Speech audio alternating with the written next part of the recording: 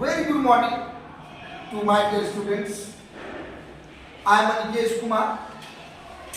Dear students, now today I start to how to learn the chemistry. बच्चे, ये अभी का सबसे बड़ा समस्या है कि केमिस्ट्री में हम कैसे पढ़ें और क्या पढ़ें। इस चीज़ों का सॉल्यूशन हमारे पास है। अगर हम एक प्रॉपर नॉलेज के साथ, एक प्रॉपर रणनीति के साथ आगे बढ़ें तो केमिस्ट्री हमारे लिए बहुत आसान हो जाएगा। सबसे पहले हमें ये समझना होगा कि केमिस्ट्री में आता क्या है। डियर स्टूडेंट्स, हम जिस तरह से हम अगर क्लास 6 to 10 की बात करें तो हमारे को ये कॉन्सेप्ट लाना होगा कि केमिस्ट्री में फिजिकल केमिस्ट्री, ऑर्गेनिक केमिस्ट्री और इनऑर्गेनिक केमिस्ट्री, इन सेक्शंस में केमिस्ट्री को बांटा गया है। तो सबसे पहले मेरा मानना है कि हम 6, 7, 8, 9, 10 के अगर स्टूडेंट हैं तो हमें ये समझना होगा कि फिजिकल केमिस्ट्री कितना इम्पोर्टेंट है, क्योंकि अगर हम फिजिकल केमिस्ट्री को तरीके से समझ पाएंगे तो हम इनऑर्गेनिक केमिस्ट्री और फिर ऑर्गेनिक केमिस्ट्री को बहुत तरीके से समझ सकते हैं। मान लीजिए केमिस्ट्री में क्या होता है। केमिस्ट्री में सबसे इंपॉर्टेंट होता है, बच्चों की प्रॉब्लम्स होती है कि केमिकल रिएक्शन किस तरह से आपने लिखना शुरू कर दिया है। ये केमिकल रिएक्शन आया कहां से। सपोज हमने कहा H2 प्लस O2, आपको जैसा कि पता होगा तो हमारा हो जाएगा H2O। देखो, कुछ बेसिक नॉलेज का होना जरूरी है। लाइक जिस तरह से H2 और O2 हम लोग इसे रिएक्टेंट करते हैं, हम लोग इसे रिएक्टेंट करते हैं। उसके बाद इसे हम लोग प्रोडक्ट करते हैं। ये एरो का जो सिंबल है, ये एरो का सिंबल केमिकल रिएक्शन के सिंबल को दिखाता है। अब कंफ्यूजन कहां शुरू होता है बच्चों का। अरे सर, आपने तो H2 प्लस O2 लिख दिया, हम कहां से लिख पाएंगे। आप हमें कहोगे कि कुछ और लिखो तो हम किस तरह से लिखेंगे। हम उसी चीजों का सॉल्यूशन आपको देना चाहेंगे। सीधी सी बात है, हमें ज्यादा नहीं सोचना है।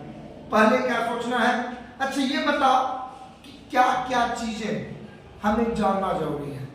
लाइक टोटल एलिमेंट कितने हैं, बताओ आप लोग। टोटल एलिमेंट कितने हैं? 180। अब देखो, ये चीजें तो याद रखनी होगी कि टोटल एलिमेंट 118 होते हैं। उसके बाद सर 118 एलिमेंट होते हैं तो इससे ये जानने के बाद कैसे क्या हुआ। अब देखो, जिस तरह से आपका नाम होता है, आपका घर होता है, आपका एक आइडेंटिटी होता है, उसी तरह हर एक एलिमेंट की भी अपनी एक आइडेंटिटी होती है। हर एक एलिमेंट की भी अपनी एक आइडेंटिटी होती है। और वो आइडेंटिटी एलिमेंट को पता है कौन देता है? कौन देता है? Periodic table. वो आइडेंटिटी कौन देता है? Periodic table. अब पीरियोडिक टेबल एक नया टर्म है, तो पीरियोडिक टेबल क्या है भाई? तो पीरियोडिक टेबल जो होता है वो एक कह सकते हैं वो एलिमेंट्स का घर है, एलिमेंट्स का मोहल्ला है। और हर एक एलिमेंट्स की अपनी एक आइडेंटिटी होती है, उनके हाउस का एक नंबर होता है। तो पीरियोडिक टेबल में 7 पीरियड होते हैं। कितने पीरियड होते हैं? 7। और पीरियोडिक टेबल में 18 ग्रुप होते हैं। कितने ग्रुप होते हैं? 18। ये तो एक कॉन्सेप्ट है। चलो, पीरियोडिक टेबल है, पीरियोडिक टेबल में 7 पीरियड होते हैं और 18 ग्रुप्स होते हैं। अब उस एलिमेंट्स को उसी 7 पीरियड और 18 ग्रुप में अरेंज किया जाता है। तो ये भी ध्यान रखना होगा कि पीरियोडिक टेबल में 7 पीरियड होते हैं और 18 ग्रुप होते हैं। उसी पे एलिमेंट्स को अरेंज किया गया। अब देखो, कुछ चीजें और आती है जो थोड़ी सी हाई लेवल में जाती है। ऐसे हाई लेवल मानना नहीं है, हमें वो नॉलेज रखना है। अब एलिमेंट्स को जब हम रखते हैं पीरियोडिक टेबल के अंदर, तो ऐसा तो नहीं है कि जहां मन हुआ भाई इस तरह से बना दिए, 7 पीरियड हो गया, ग्रुप हो गया, किसी को यहाँ रख दे, किसी को वहां रख दे। नहीं, इसके भी कुछ रूल्स हैं। एलिमेंट्स को अरेंज करने के रूल्स होते हैं, ठीक है। अब एलिमेंट्स नंबर 1 से शुरू होता है। एलिमेंट्स की जो काउंटिंग होगी नंबर 1 से हम शुरू करेंगे। तो नंबर 1 में एलिमेंट आता है हाइड्रोजन। नंबर 2 में क्या आता है? हीलियम। नंबर 3 में क्या आता है? लिथियम। नंबर 4 में क्या आता है? नंबर 5 में क्या आता है? बोरॉन। नंबर 6 में क्या आता है? नंबर 7 में क्या आता है? नाइट्रोजन। नंबर 8 में क्या आता है? ऑक्सीजन। इसी तरह से ये नंबर्स होते हैं और उनको अरेंज किया जाता है। तो देखो मैं भी पीरियोडिक टेबल को बाद में डिस्क्राइब करूंगा, मैं पीरियोडिक टेबल को बाद में डिस्क्राइब करूंगा। इसके लिए मैं आपको अलग से टॉपिक दूंगा, एक अलग से क्लासेज लूंगा, लेकिन हमने आपको बताया। अब देखो जैसे ही एलिमेंट्स के नंबरिंग होंगे वही नंबरिंग के हिसाब से पीरियोडिक टेबल में स्टेबल होंगे, वही नंबर उस एलिमेंट को यूनिक बना देगा। तुम्हें पता होनी चाहिए, अगर मैंने आपका नाम लिया कि भाई विकास, भाई राम, भाई श्याम, तो एलिमेंट्स के भी नंबर्स होंगे। नंबर 1 दिमाग में आ जाए, सर हाइड्रोजन की बात कर रहे हैं। नंबर 2 सर किसकी बात कर रहे हैं? हीलियम की बात कर रहे हैं। नंबर 3 अच्छा सर लिथियम की बात कर रहे हैं। ठीक है, तो उनको हमने पीरियोडिक टेबल में अरेंज किया। और जानते हो ये जो नंबर होता है यही नंबर कहलाता है एटॉमिक नंबर। क्या कहलाता है? Atomic number. और जान लो एटॉमिक नंबर को हम लोग इंडिकेट किससे करते हैं? जेड से।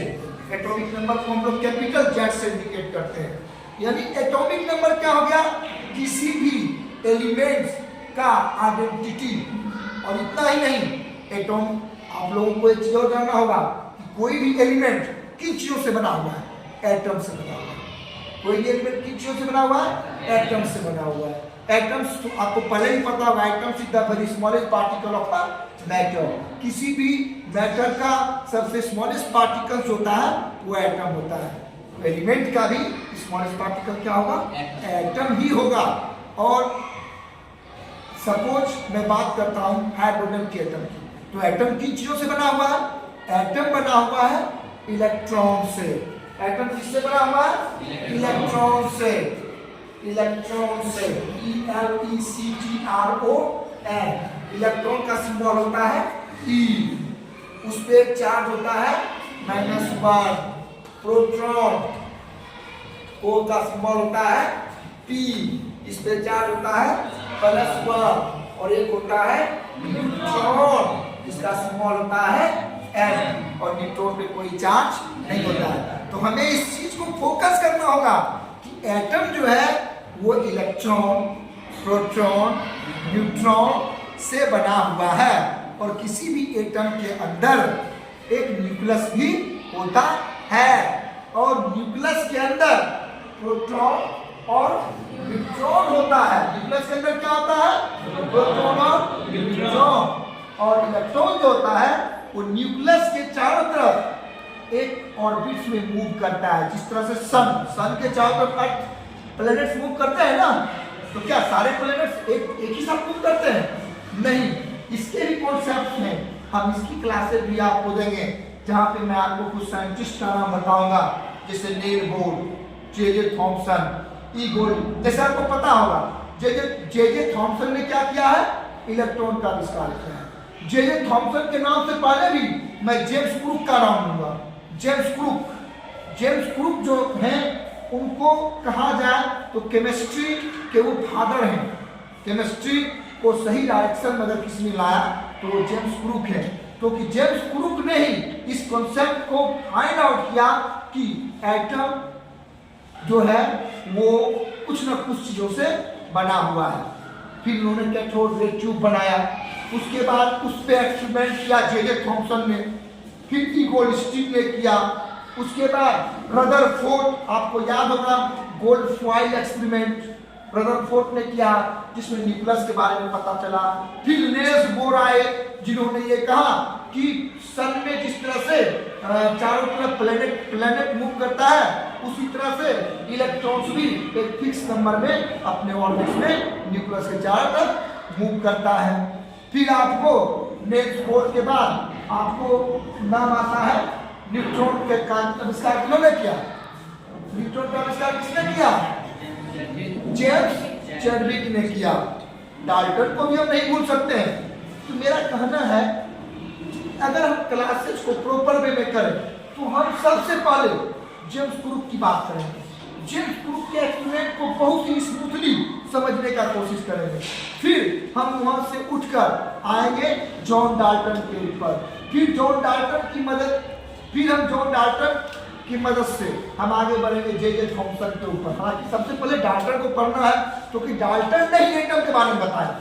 याद है डाल्टन का एटॉमिक थ्योरी, तो हमें डाल्टन को समझना होगा। जॉन डाल्टन को समझने के बाद जेम्स क्रुक को समझना होगा, फिर जे थॉमसन को समझना होगा, फिर ई गोल्डस्टीन को समझना होगा, फिर रदरफोर्ड को समझना होगा, फिर नेल्स बोर को समझना होगा, और फाइनली हम लोग नेल्स बोर को जब समझ लेंगे तो ऑटोमेटिकली केमिस्ट्री हमारे मुट्ठी में आना शुरू हो जाएगा। ठीक है, तो सबसे पहले मेरा होमवर्क आप लोगों को यह है कि आप लोग सबसे पहले कम से कम 30 एटम एलिमेंट्स के एटॉमिक नंबर्स को याद करेंगे। एटॉमिक नंबर्स को किससे इंडिकेट किया जाता है? जेड से। आप उस 30 एटॉमिक नंबर को याद करेंगे तो फिर हम आगे चलना शुरू करेंगे और केमिस्ट्री इतनी आसान हो जाएगी कि आप कहेंगे वाह सर, ये केमिस्ट्री नहीं, ये तो लाइफ का एंजॉयमेंट हो रहा है। तो माय डियर स्टूडेंट्स, जब तक हम ये नहीं समझेंगे कि केमिस्ट्री हमारी लाइफ का एंजॉयमेंट है, फिजिक्स हमारी लाइफ का एंजॉयमेंट है, तब तक मजा नहीं आएगा। तो हम लोग नेक्स्ट क्लासेस इसी तरह से करेंगे। Thank you.